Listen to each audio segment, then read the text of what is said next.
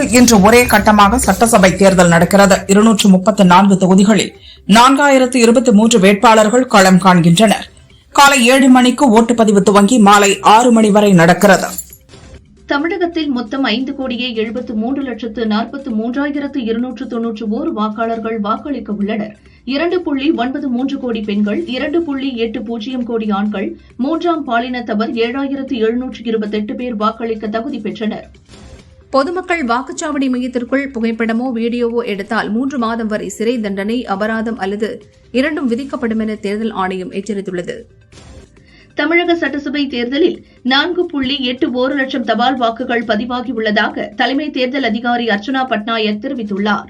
முதல் முறை வாக்காளர்கள் 14.59 லட்சம் பேர் உள்ளனர் என்றார். தேர்தல் நாள் என்பது நல்லாட்சியை தேர்வு செய்யும் மக்களின் சக்தியை முறையாக பயன்படுத்தும் நாள். ஒவ்வொருவரும் தவறாமல் ஓட்டு போட வேண்டும். ஜனநாயக திருவிழாவில் அனைவரும் பங்கேற்போம், தவறாமல் ஓட்டு போடுவோம் என அண்ணாமலை தெரிவித்துள்ளார். ஜனநாயக திருவிழா நாளில் அனைவரும் மதியம் 12 மணிக்குள் தங்களது ஓட்டை பதிவு செய்யுங்கள். 100% ஓட்டுப்பதிவை உறுதி செய்வதை லட்சியமாக கொண்டு ஓட்டு போடுவோம், ஜனநாயகம் காப்போம் என தாவேக தெரிவித்துள்ளது. சட்டசபை தேர்தலில் ஓட்டு போடுவதற்காக சென்னையில் வசிக்கும் மக்கள் சொந்த ஊர்களுக்கு புறப்பட்டு செல்வதால் தாம்பரம் முதல் கிளாம்பாக்கம் வரை ஜிஎஸ்டி சாலையில் கடும் போக்குவரத்து நெரிசல் ஏற்பட்டது. சட்டசபை தேர்தலில் 100% ஜனநாயக கடமையாற்றும் விதமாக தமிழகத்தில் இன்று நகைக்கடைகளுக்கு விடுமுறை அறிவிக்கப்பட்டுள்ளது. பிரதமர் மோடியை பயங்கரவாதி என்று குறிப்பிட்ட காங்கிரஸ் கட்சி தலைவர் கார்கே 24 மணி நேரத்தில் விளக்கமளிக்க வேண்டும் என தேர்தல் ஆணையம் நோட்டீஸ் அனுப்பியுள்ளது. ஹொசூர் மற்றும் பெங்களூருவில் இருந்து வாக்குப்பதிவிற்காக சொந்த ஊர்களுக்கு சென்ற பொதுமக்களால் நாகர்கோயில் எக்ஸ்பிரஸ் ரயிலில் கூட்டம் நிரம்பி வழிந்தது. தேர்தல் நாளில் பிரதான சாலைகள் உள்ளிட்ட வழித்தடங்களிலும் காவல் ரோந்து பணிகளை தீவிரப்படுத்த வேண்டும் என தாவேக தலைவர் விஜய் தமிழக தலைமை தேர்தல் அதிகாரிக்கு கடிதம் எழுதியுள்ளார். நெல்லையில் உள்ள அமமுக அலுவலகத்தில் வருமான வரித்துறை அதிகாரிகள் சோதனை நடத்தினர். அங்கிருந்த 20,29,000 ரூபாயை அதிகாரிகள் பறிமுதல் செய்து விசாரணை நடத்தி வருகிறார்கள்.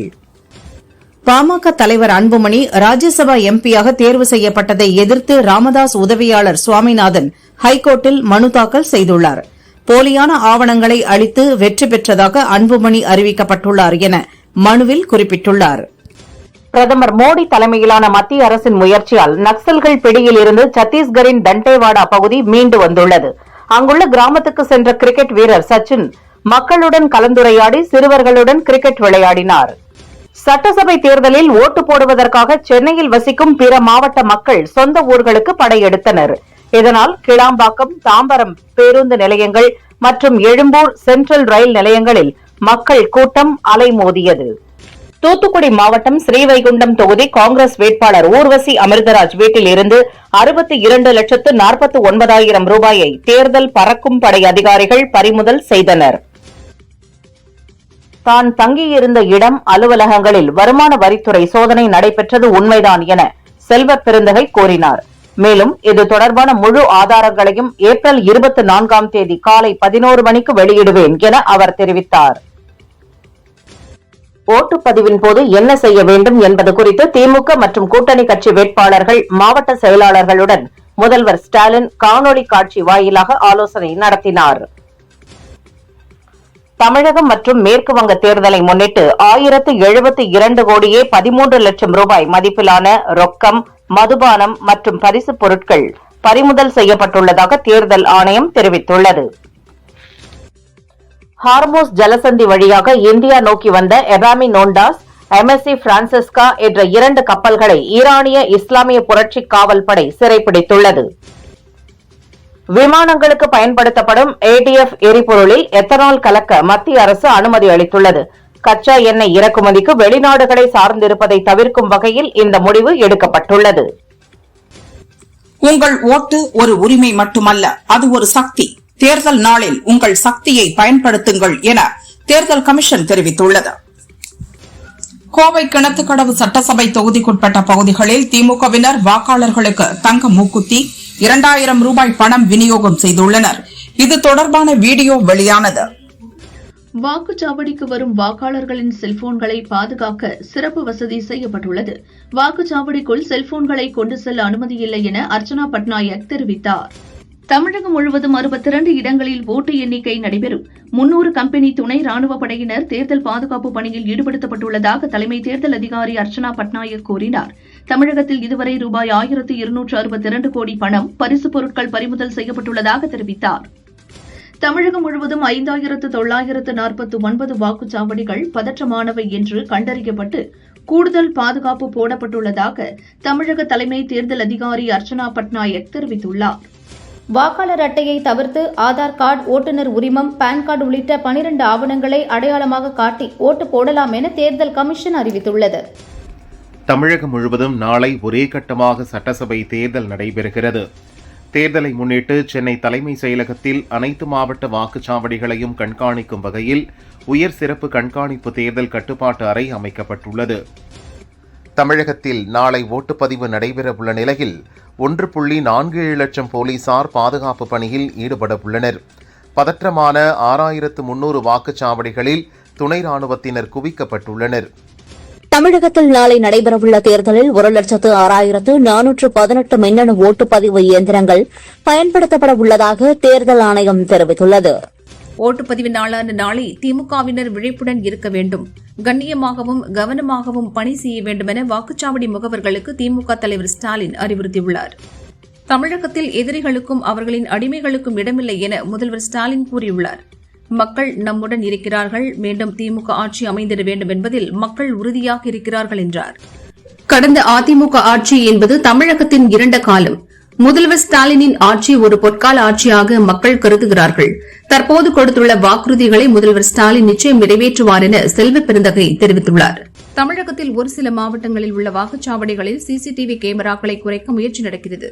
அனைத்து வாக்குச்சாவடி மையங்களிலும் ஏற்கனவே அனுமதிக்கப்பட்ட சிசிடிவி கேமராக்களை குறைக்கக்கூடாது என வலியுறுத்தி தேர்தல் ஆணையத்திடம் அதிமுக எம்பி இன்பதுரை மனு அளித்துள்ளார்.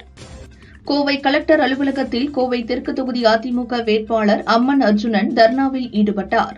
தெற்கு தொகுதியில் திமுகவினர் ஓட்டுக்கு பணம் கொடுப்பதாக புகார் கொடுத்தும் நடவடிக்கை எடுக்கவில்லை என்றும் அதிகாரிகள் ஒருதலைபட்சமாக நடந்து கொள்வதாகவும் அவர் குற்றம் சாட்டினார். கோவை தெற்கு தொகுதியில் தேர்தலை நிறுத்த வேண்டும் என கோரி கோவை கலெக்டர் அலுவலகம் முன்பு சுயேட்சை வேட்பாளர் வேல்முருகன் தர்ணாவில் ஈடுபட்டார். பணம் பட்டுவாடா செய்வதாக புகார் அளித்தும் அதிகாரிகள் நடவடிக்கை எடுக்கவில்லை என குற்றம் சாட்டினார்.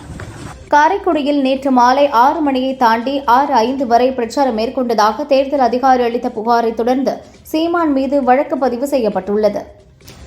மயிலாப்பூர் திமுக வேட்பாளர் தா வேலுவின் உறவினர் சத்தியமூர்த்தி என்பவரின் வீட்டிற்குள் தேர்தல் அதிகாரிகள் நடத்திய சோதனையில் கட்டுக்கட்டாக பணம் இருந்தது தெரியவந்தது. பணப்பட்டுவாடா செய்ய வைத்திருந்த பணத்தை அதிகாரிகள் பறிமுதல் செய்தனர்.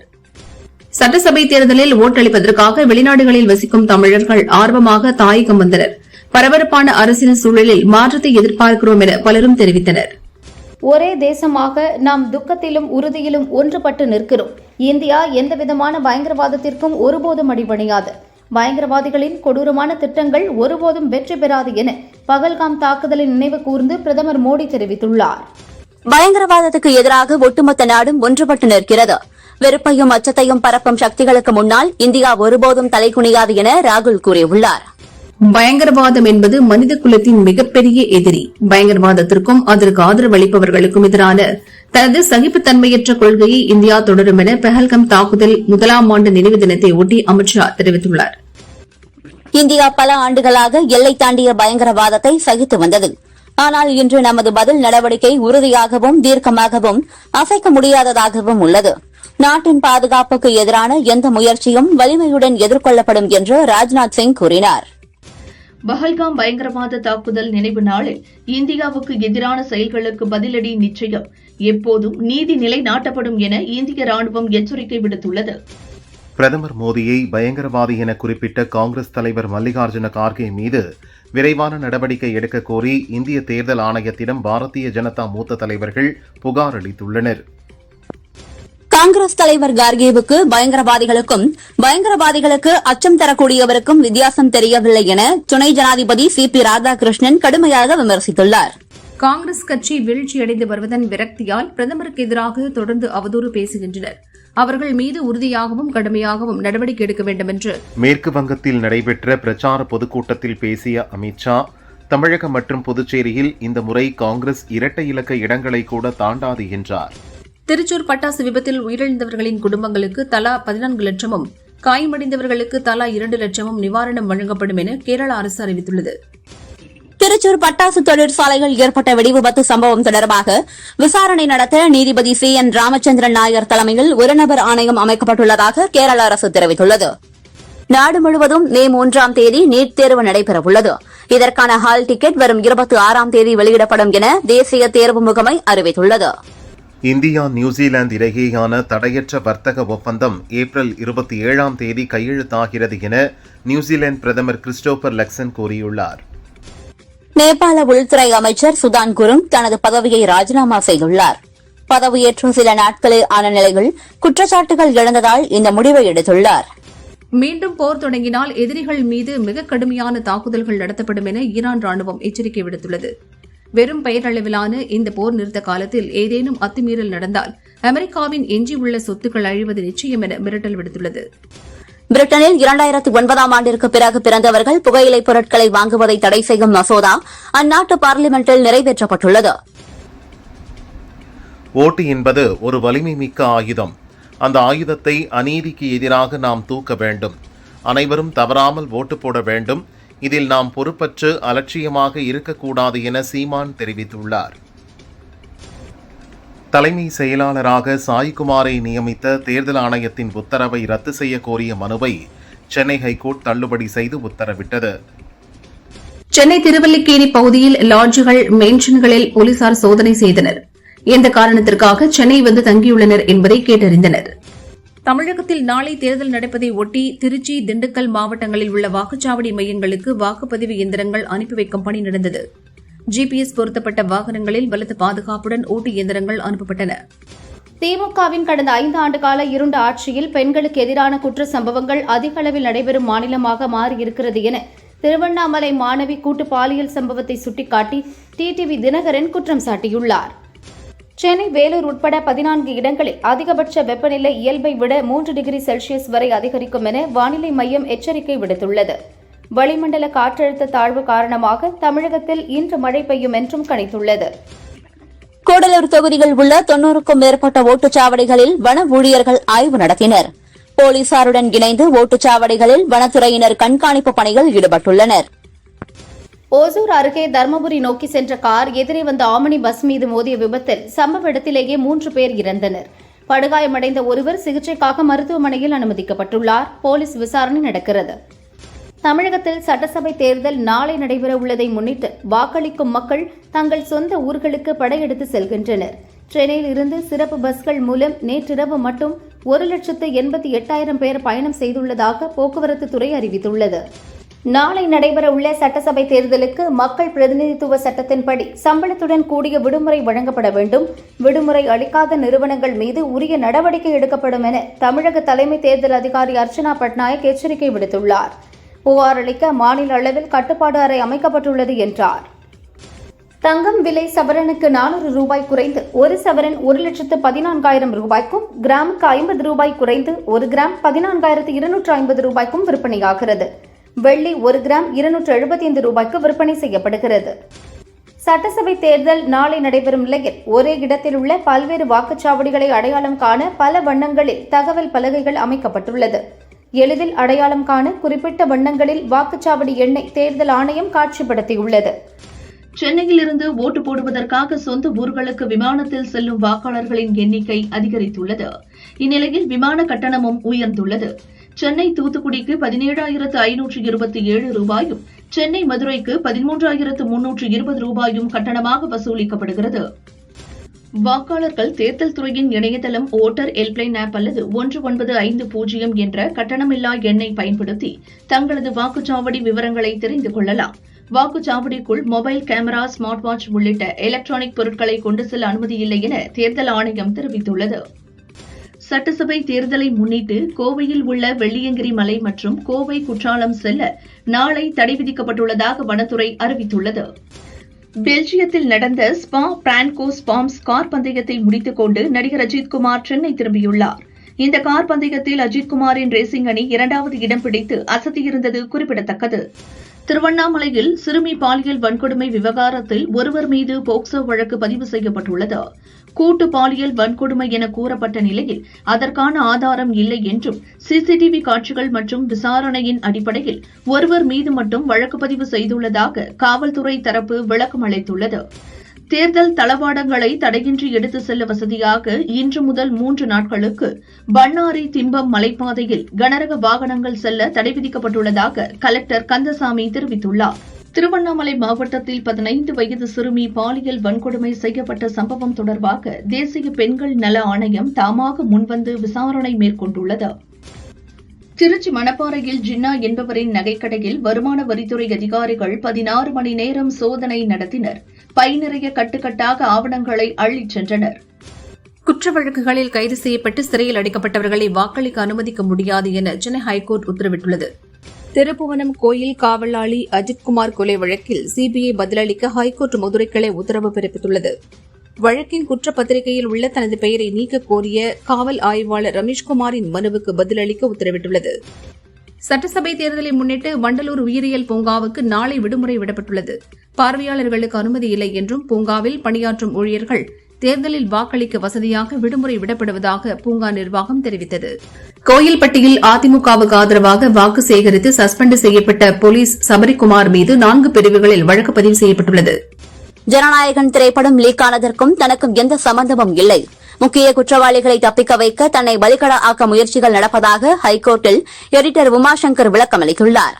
கொடைக்கானல் மலைப்பகுதியில் சாலை வசதியில்லாத வெள்ளக்கவி கிராமத்துக்கு மின்னணு ஓட்டுப்பதிவு இயந்திரங்கள் குதிரைகள் மூலம் கொண்டு செல்லப்பட்டன. தமிழக சட்டசபை தேர்தல் நடைபெறுவதால் குமரி, திருவள்ளுவர் சிலை, கண்ணாடி பாலம் மற்றும் விவேகானந்தர் மண்டபத்திற்கான படகு சேவை நாளை ரத்து செய்யப்படுவதாக பூம்புகார் கப்பல் போக்குவரத்து நிர்வாகம் அறிவித்துள்ளது. ஹீட் ஸ்ட்ரோக் பாதிப்புக்கு உள்ளாவோரின் உடல் வெப்பநிலையை குறைக்க மருத்துவரின் பரிந்துரையின்றி ஆஸ்பிரின், பாராசிட்டமால் மாத்திரைகளை உட்கொள்வதை தவிர்க்க வேண்டும். அது உடம்பில் எதிர்விளைவுகளை ஏற்படுத்தும் என பொது சுகாதாரத்துறை எச்சரித்துள்ளது. ஆலங்குளம், மயிலாப்பூர் மற்றும் திருமங்கலம் ஆகிய தொகுதிகளில் ஓட்டுக்கு அதிக அளவில் பணம் பட்டுவாடா நடந்ததாக குற்றம் சாட்டிய அறப்போர் இயக்கத்தினர் தேர்தலை ரத்து செய்ய கோரி தமிழக தலைமை தேர்தல் அதிகாரி அர்ச்சனா பட்நாயக்கிடம் மனு அளித்துள்ளனர். சட்டசபை தேர்தலின் ஓட்டுப்பதிவை பார்வையிட 10 நாடுகளைச் சேர்ந்த 20 பார்வையாளர்கள் கொண்ட சர்வதேச பார்வையாளர்கள் குழு சென்னைக்கு வந்தது. ஓட்டுப்பதிவிற்கான ஏற்பாடுகளையும் அந்த குழு பார்வையிட்டது. தேனி மாவட்டம் போடி 10க்கும் மேற்பட்ட மலை கிராமங்களுக்கு குதிரையில் ஓட்டுப்பதிவு இயந்திரங்கள் கொண்டு செல்லப்பட்டன. சாலை வசதி உள்ளிட்ட அடிப்படை வசதிகள் இதுவரை செய்து தரவில்லை என கூறி கிராம மக்கள் மறியலில் ஈடுபட்டதால் பரபரப்பு நிலவியது. அமைச்சர் KN நேரு மீதான ஊழல் புகார் தொடர்பாக எஃப்ஐஆர் பதிவு செய்ய கோர்ட் பிறப்பித்த உத்தரவில் பிழைகள் உள்ளன என தமிழக அரசு சென்னை ஹைகோர்ட்டில் மனு தாக்கல் செய்துள்ளது. இந்த மனு ஏப்ரல் 28ஆம் தேதி விசாரணைக்கு வரவுள்ளது. புதுச்சேரியில் கோடை விடுமுறை முடிந்து ஜூன் 1ஆம் தேதி பள்ளிகள் திறக்கப்படும் என கல்வித்துறை அறிவித்துள்ளது. கோவை மாவட்டம் அன்னூரில் பிளாக்கில் விற்பனை செய்ய சட்டவிரோதமாக குடோனில் பதுக்கி வைக்கப்பட்டிருந்த ரூபாய் 12 லட்சம் மதிப்புள்ள 5100 மது பாட்டில்களை மதுவிலக்கு போலீசார் பறிமுதல் செய்தனர். இது தொடர்பாக 3 பேரை கைது செய்துள்ளனர். ஒடிசாவில் பிரதம மந்திரி திட்டத்தின் கீழ் சோலார் அமைத்ததன் மூலம் மார்ச் மாதத்தில் மட்டும் 11,000 பயனாளிகள் 0 மின் கட்டணத்தை பெற்றுள்ளதாக அதிகாரிகள் தெரிவித்தனர். இந்தியாவில் 85% எத்தனால் மற்றும் 15% பெட்ரோல் கலந்த E85 எரிபொருளை அறிமுகம் செய்யும் புதிய வரைவு விதிகளை விரைவில் வெளியிட மத்திய அரசு திட்டமிட்டுள்ளது. சிவபெருமானின் 12 ஜோதிர்லிங்க தலங்களில் ஒன்றான கேதார்நாத் கோயில் நடை இன்று திறக்கப்பட்டது. சார்தாம் யாத்திரை தொடங்கிய நிலையில் ஆயிரக்கணக்கான பக்தர்கள் இமயமலை நோக்கி பயணம் மேற்கொண்டு வருகின்றனர். கேரள மாநிலம் திருச்சூர் பட்டாசு விபத்தில் 13 பேர் பலியான விவகாரத்தில் அம்மாநில போலீசார் விசாரணையை தொடங்கியுள்ளனர். மத்திய அமைச்சர் சுரேஷ் கோபி சம்பவ இடத்தில் நேரில் ஆய்வு செய்தார். கோவை தண்டுமாரியம்மன் கோயிலில் சித்திரை திருவிழாவை முன்னிட்டு நேர்த்திக்கடன் செலுத்தும் நிகழ்ச்சி நடைபெற்றது. 100க்கும் மேற்பட்ட பக்தர்கள் தீச்சட்டி ஏந்தியும் அலகு குத்தியும் பால்குடம் கரகம் எடுத்தும் நேர்த்திக்கடன் செலுத்தினர். திருச்செந்தூர் சுப்பிரமணிய சுவாமி கோயிலில் சுக்ல சஷ்டியை முன்னிட்டு 47வது ஆண்டாக திரி சுதந்திரர்கள் சார்பில் சுமார் 500க்கும் மேற்பட்ட பக்தர்கள் உலக நன்மை வேண்டியும் பால்குடம் மற்றும் காவடி எடுத்தும் வேல் குத்தி ஊர்வலம் சென்றனர். தேனி வீரபாண்டியில் உள்ள ஸ்ரீ கௌமாரியம்மன் கோயிலில் சித்திரை திருவிழாவை முன்னிட்டு கொடிக்கம்பம் நடும் நிகழ்ச்சி சிறப்பாக நடைபெற்றது. ஆயிரக்கணக்கான பக்தர்கள் கலந்து கொண்டு காப்பு கட்டி விரதம் தொடங்கினர். மே 12 விழா தொடங்குகிறது. தருமபுரம் ஆதீனத்திற்கு சொந்தமான சீர்காழி சட்டைநாதர் கோவிலில் திருமுலைப்பால் விழா கோலாகலமாக நடைபெற்றது. தருமபுர ஆதீனம் உள்ளிட்ட ஏராளமான பக்தர்கள் தரிசனம் செய்தனர். ஈரான் தலைவர்கள் பேச்சுவார்த்தைக்கான முன்மொழிவு தயாரிக்கும் வரை போர் நிறுத்தத்தை நீட்டிப்பதாக அமெரிக்க அதிபர் டிரம்ப் அறிவித்துள்ளார். உக்ரைனில் இந்த ஆண்டின் தொடக்கத்தில் இருந்து இதுவரை 1700 சதுர கிலோமீட்டர் பரப்பளவை ரஷ்ய படைகள் கைப்பற்றியுள்ளது. அனைத்து திசைகளிலும் ரஷ்ய படைகள் முன்னேறி வருகிறது என ரஷ்ய அதிபர் புட்டின் தெரிவித்துள்ளார். ஈரானுடன் மேற்கொள்ள உள்ள ஒப்பந்தம் சிறப்பு வாய்ந்தது. கடந்த காலங்களில் மேற்கொள்ளப்பட்ட ஒப்பந்தத்தை விட சிறப்பானது.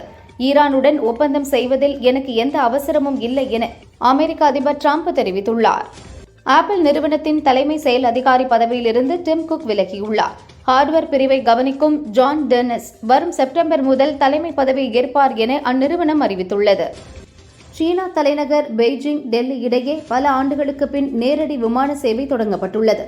அதன்படி வாரத்திற்கு 3 முறை ஏர் சீனா நிறுவனம் விமானங்களை இயக்க இருப்பதாக தகவல் வெளியாகியுள்ளது. ஹார்முஸ் ஜலசந்தியில் கப்பல் போக்குவரத்தை பாதுகாப்பது குறித்து பிரிட்டன் மற்றும் பிரான்ஸ் தலைமையில் 30க்கும் மேற்பட்ட நாடுகளின் ராணுவ அதிகாரிகள் லண்டனில் இன்று ஆலோசனை நடத்த உள்ளனர். சிஎஸ்கே அணி வீரர் தோனி மும்பைக்கு எதிரான போட்டிகள் களமிறங்குவார் என தகவல் வெளியாகியுள்ளது. காயம் காரணமாக விலகியிருந்த அவர் விக்கெட் கீப்பிங் பயிற்சிகள் தீவிரம் காட்டி வருவது ரசிகர்கள் மத்தியில் பெரும் எதிர்பார்ப்பை கிளப்பியுள்ளது. நெல்சன் இயக்கத்தில் ரஜினிகாந்த் நடித்துள்ள ஜெயிலர் 2 படப்பிடிப்பு நேற்று நிறைவடைந்தது.